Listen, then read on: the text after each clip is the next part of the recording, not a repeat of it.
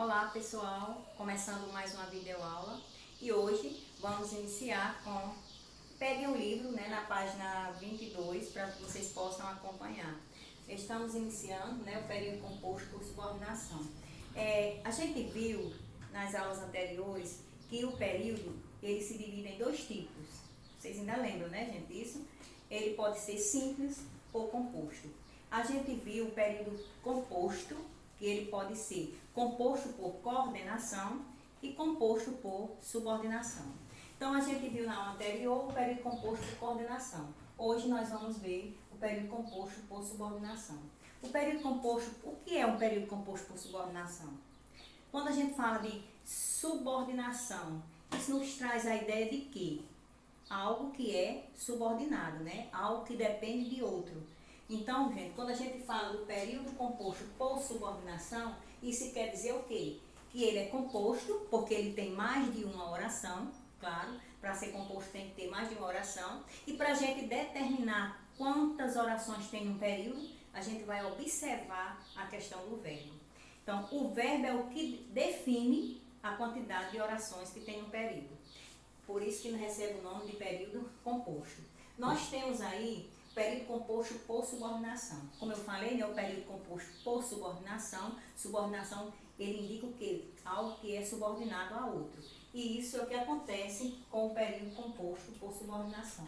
O período composto por subordinação, nós temos aqui um exemplo que diz assim, desconfio de pessoas que erram o nome do próprio negócio.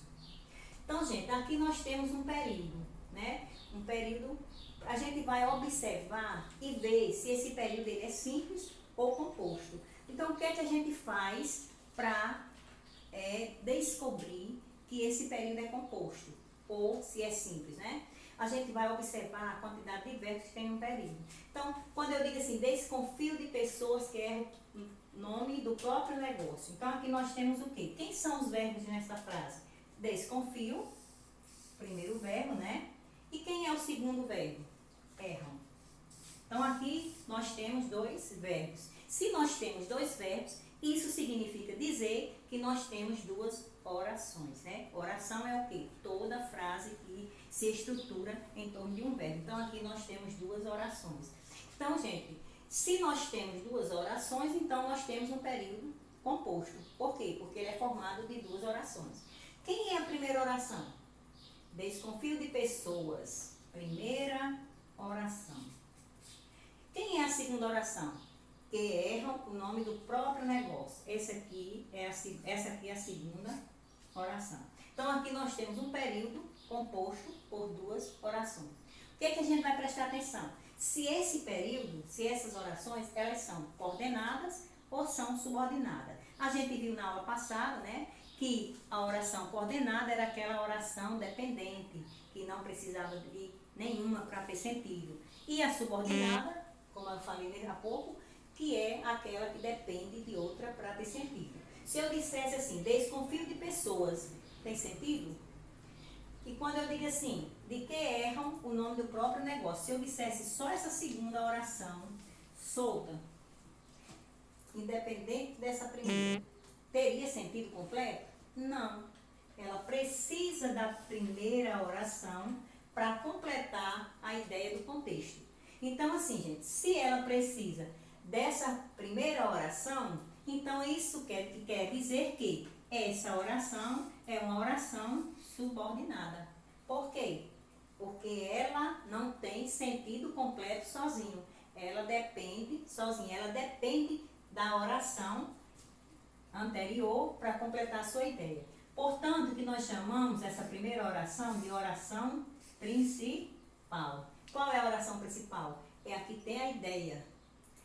A segunda, ela precisa da primeira para se completar.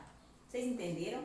Que a oração subordinada é aquela que depende de outra, da oração principal para completar a sua ideia.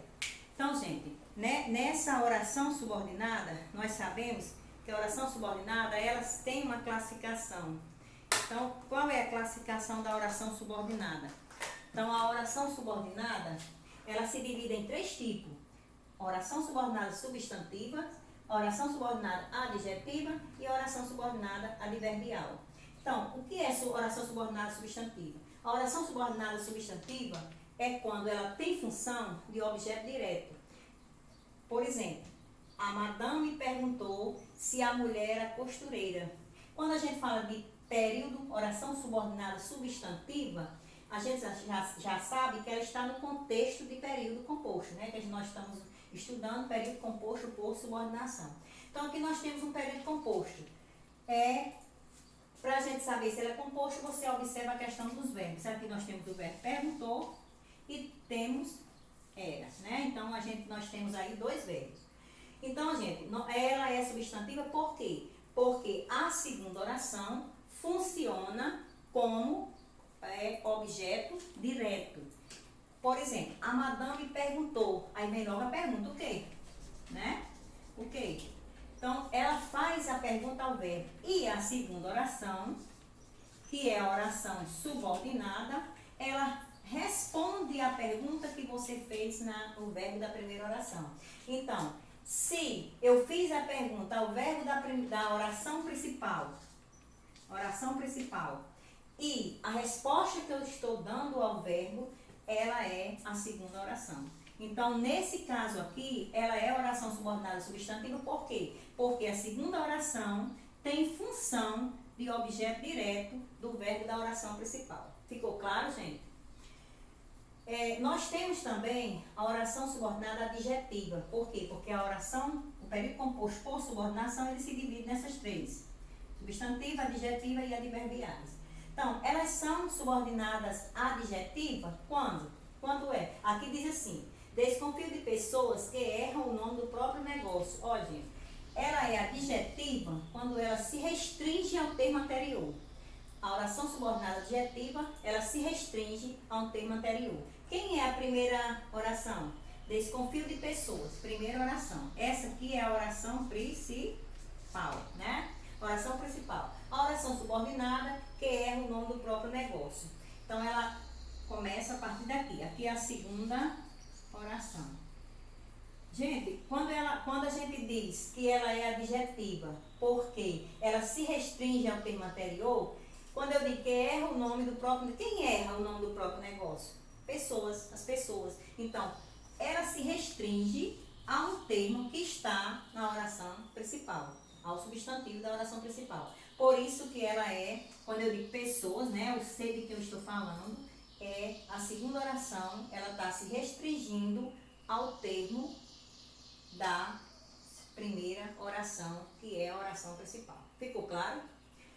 A outra, oração subordinada adverbiais. As orações subordinadas adverbiais, gente, é quando é que uma oração ela é subordinada adverbial. Ela segue a mesma regra de subordinação. Ela é subordinada, por quê? Porque ela precisa da oração principal para completar a ideia da segunda. E ela é adverbiais por quê? Porque ela é adverbial porque ela indica uma condição para que a ação da oração principal aconteça.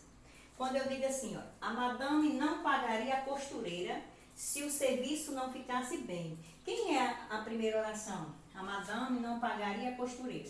Primeira oração. Quem é a segunda oração? Se o serviço não ficasse bem. Então, para que a ação da oração principal aconteça, foi dada uma condição. Então, essa condição, né, é o que nos faz descobrir que a oração ela é subordinada adverbial. Por quê? Elas mostram uma circunstância que pode ser de condição, de concessão, de tempo, de causa. Então, quando a gente for estudar as orações subordinadas adverbiais, aí vocês vão ver cada condição que aparece na classificação das orações subordinadas. Ficou claro, gente?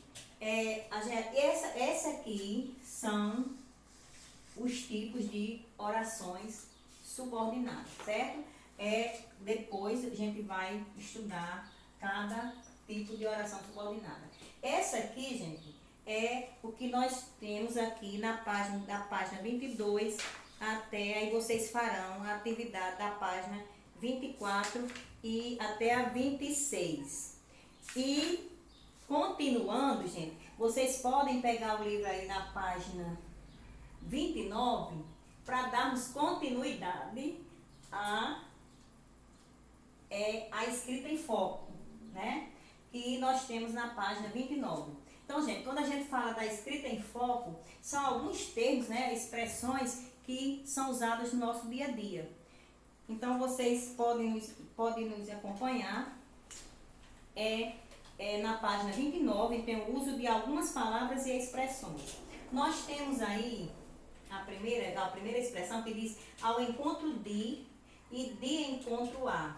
Então, quando é que nós usamos ao encontro de? É quando se refere união, ser favorável a algo. Então, você vai usar ao encontro de quando você se refere a algo que é favorável. Quando ele diz assim, ele saiu ao encontro de um sonho. Então, quando eu uso o que aí?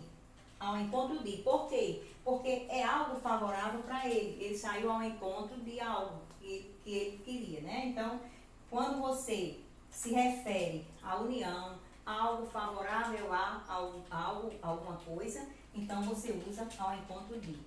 De encontro a, ele mostra o quê? Uma oposição, um contraste. Se eu disser assim, fui, no caso aí, de encontro à parede, por exemplo. Então, ele mostra o quê? Uma oposição, algo contrário. Então, nesse sentido, se usa de encontro a.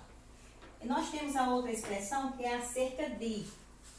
Quando a gente diz assim, acerca, no caso junto, né? De, é usado quando? Quando se refere a respeito de. Se eu dissesse assim, a população discutem acerca de medidas para a pandemia. Então, a população discute acerca de medidas para a pandemia. Então, ele diz acerca de, por quê?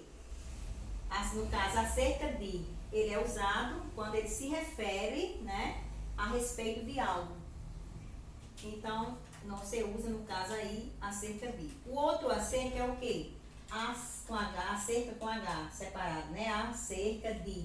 Indica aproximadamente um tempo transcorrido.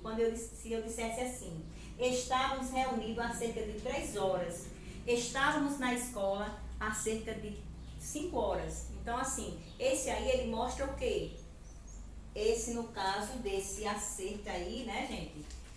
Ele se refere a um tempo transcorrido, a um tempo que está passando, né? Então, ou passou. Então, nesse caso, você usa acerca de com H. Depois nós temos cerca de, aproximadamente. Se eu dissesse assim, moro a cerca de 5 horas da escola. Ou moro a cerca de 10 metros da feira, por exemplo. Então, aí a gente mostra que ele mostra aí a distância, né? Então, você usa cerca de. A outra expressão é afim junto.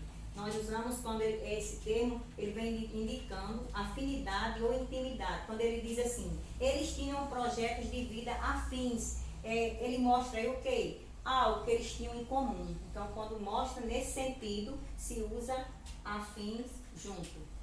E afim separado, ele usa quando está... Por exemplo, quando ele indica a vontade de algo, desejo, quando ele diz assim, estou afim de uma boa leitura, estou afim de uma boa leitura. Então, esse afim aí é o quê? É afim separado. Por quê? Porque ele mostra uma vontade de realizar algo. Então, nesse sentido, você usa afim separado. Vocês entenderam, gente? Ficou claro? E vocês pegam o livro aí na página 30, né? Que vocês têm a atividade na página 30. Então, qualquer dúvida, é só entrar em contato e eu estou à disposição para tirar qualquer dúvida. Até a próxima.